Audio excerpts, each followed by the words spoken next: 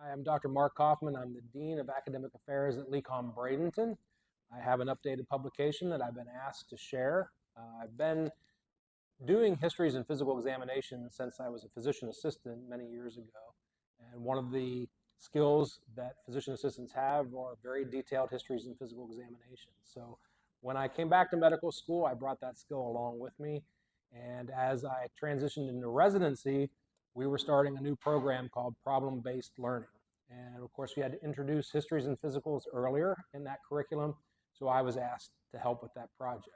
So I did, and I brought in histories and physicals. And as I was bringing in my own cases from the experience that I had both as a physician assistant and as now a new physician, I said, we need to do a book on this. So I created a history and physical examination workbook, and most recently have updated that, of course, expanding the cases so that our students become experts in history and physical examination.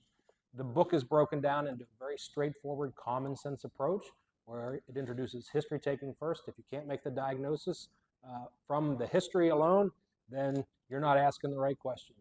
Do the history components first, and then it moves into physical examination flows, which are really rubrics per body system. That is a very strong foundation so that when you move into the third section, which is a combination of both of those, commonly called OSCEs, you take the history, perform the physical examination. That it cannot be the whole system, but parts of the system. So that, for example, heart failure crosses over multiple systems in the body, and you have to know what to pull out. And then you come up with your differential diagnosis and a treatment plan that you share with your patient. The book has many cases in it, so that you can pair it with your classwork textbook of history and physical examination to give students more opportunity to practice cases so that they're prepared, not just for the class, but more importantly for the patient, because the patient's always number one.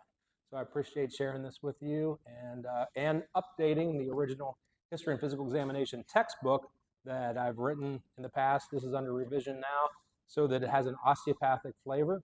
So we have a resource for osteopathic students to make them the leaders in history and physical examination.